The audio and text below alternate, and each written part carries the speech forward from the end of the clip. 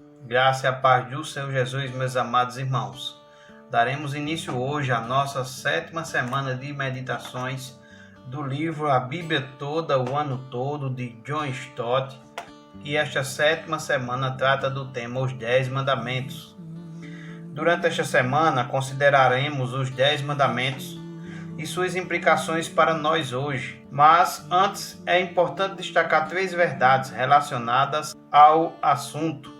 Primeiro, os 10 mandamentos foram entregues aos israelitas pelo Deus da aliança como expressão da sua vontade para o seu povo. Deus apresentou-os através da declaração: Eu sou o Senhor, o teu Deus, que te tirou do Egito. Êxodo capítulo 20, versículo 2.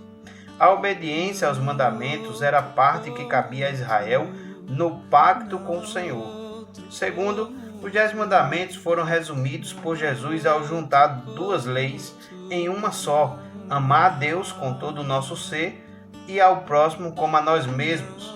Destes 2 mandamentos dependem toda a lei e os profetas. Terceiro, os 10 mandamentos só podem ser obedecidos através do poder do Espírito Santo que habita em nós.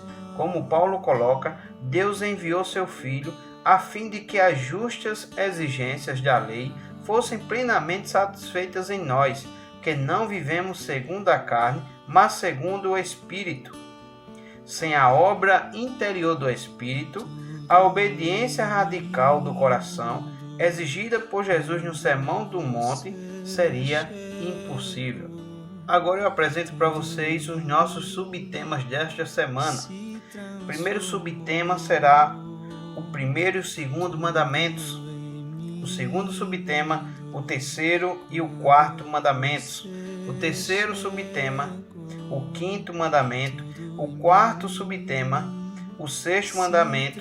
O quinto subtema, o sétimo mandamento.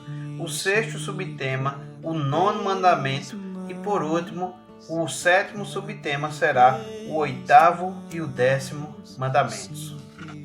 Assim damos início ao primeiro subtema, que trata do assunto o primeiro e o segundo mandamentos. Não terás outros deuses além de mim, não farás para ti nenhum ídolo, não te prostrarás diante deles, nem lhes prestarás culto. Êxodo capítulo 20, do versículo 3 ao versículo 5. A proibição para adorar outros deuses diante de Javé é também uma indicação de que não há outros deuses. Eu sou o Senhor e não há nenhum outro, registrado em Isaías 45, versículo 6. Não precisamos adorar o sol, a lua e as estrelas para infringir o primeiro mandamento. Nós o infringimos sempre que damos o primeiro lugar em nossas vidas a qualquer pessoa ou coisa, e não a Deus. Em vez disso, devemos amá-lo com todas as nossas forças e fazer de sua vontade nosso prazer e de sua glória nosso alvo. Se o primeiro mandamento exige nossa adoração exclusiva, o segundo requer que a nossa adoração seja espiritual e sincera. Pois, como Jesus disse, Deus é Espírito e é necessário que os seus adoradores o adorem em espírito e em verdade. João capítulo 4, versículo 24. A ordem relacionada aos ídolos não deve ser interpretada como a proibição de fazer qualquer representação visual, mas a proibição de adorarmos a ela. Esse mandamento certamente inclui as manifestações externas de adoração que não refletem o que está no coração. Não podemos nos aproximar de Deus com nossos lábios se nossos corações estão longe dele. O segundo mandamento nos coloca diante de 2 problemas. Primeiro, é aqui que Deus se apresenta como Deus zeloso ou ciumento. Êxodo capítulo 20, versículo 5. Isto não deve nos deixar ressentidos ou magoados.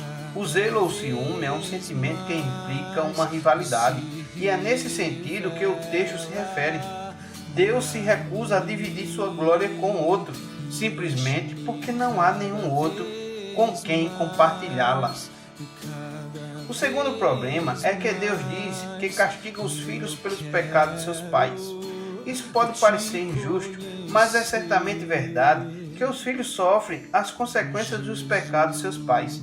Essas consequências podem se manifestar fisicamente por uma doença congênita, socialmente na pobreza causada pelo vício do jogo ou da bebida, psicologicamente pelas tensões e conflitos gerados por um lar infeliz e moralmente no comportamento adquirido a partir do mau exemplo.